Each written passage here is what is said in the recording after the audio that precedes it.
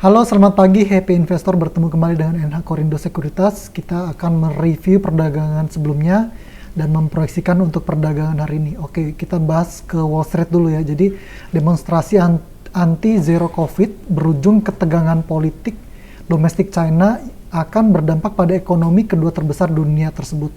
Awal pekan, investor cenderung risk on pada safe haven dengan penurunan yield pada US Treasury 2 tahun dan US Treasury 10 tahun atau kontras dengan bursa saham Wall Street yang konsisten bergerak di zona merah.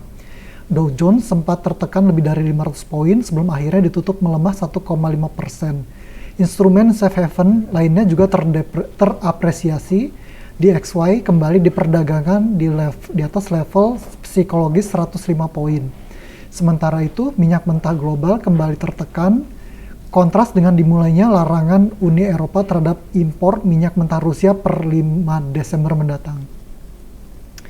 Oke, wait and see jelang pertemuan tahunan BI membuat kami memproyeksikan IHSG hari ini berpeluang kembali bergerak sideways. Investor menantikan pandangan BI mengenai ekonomi dan kebijakan moneter tahun ini dan tahun depan dalam pertemuan tahunan BI yang dijadwalkan hari Rabu 30 November.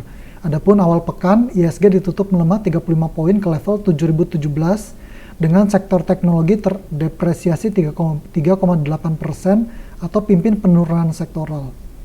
Oke, jadi hari ini, hari Selasa tanggal 29 November, itu kemarin most active stock 5 diantaranya BBRI, BBCA, MDKA, Bumi, dan Beli.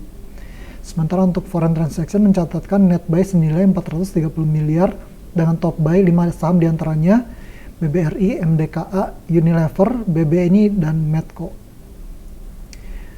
Oke, kita masuk ke company news yang pertama dari Indika Energi yang menuntaskan pembelian saham Kideko Jaya Agung senilai 160 juta US dollar. Yang kedua dari Digital Meditama Maxima pada 9 bulan pertama tahun ini membukukan pendapatan senilai 1,3 triliun atau tumbuh 85% secara tahunan. Yang ketiga dari Bumi Resources akan kembali menggelar private placement senilai 2,2 triliun rupiah dengan meluncurkan saham baru maksimal 27,47 miliar lembar. Dari makroekonomi domestik, pemerintah mulai mencairkan bantuan langsung tunai bahan bakar minyak, adapun penyaluran akan diselesaikan dalam 10 hari sejak 23 November. Pemerintah juga menyalurkan bantuan program Keluarga Harapan untuk triwulan 4 diberikan kepada 10 juta keluarga penerima manfaat. Kita masuk ke global, itu pasar minyak global mengisyaratkan potensi perubahan sebab para trader dan analis mengkhawatirkan berkurangnya permintaan minyak mentah dan pasar yang akan alami kelebihan pasokan dalam beberapa bulan mendatang. Oke, kita masuk berikutnya ke Eco Calendar. Karena kemarin tidak ada rilis data ekonomi domestik maupun global ya, jadi kita langsung masuk ke corporate calendar. Oke, hari ini ada RUPS, kode sahamnya Maya, C sama CASS. Sementara untuk dividen ada Unilever, Toto, dan PGLI. Technical, hari ini IHSG kita proyeksikan bergerak sideways dengan support di 7.013 sampai 7.000 atau di 6960. Sementara untuk resistennya di 7040 sampai 7050 atau 7105 sampai 7140. Saham pilihan kita yang pertama adalah Japfa Comfit Indonesia, JPFA.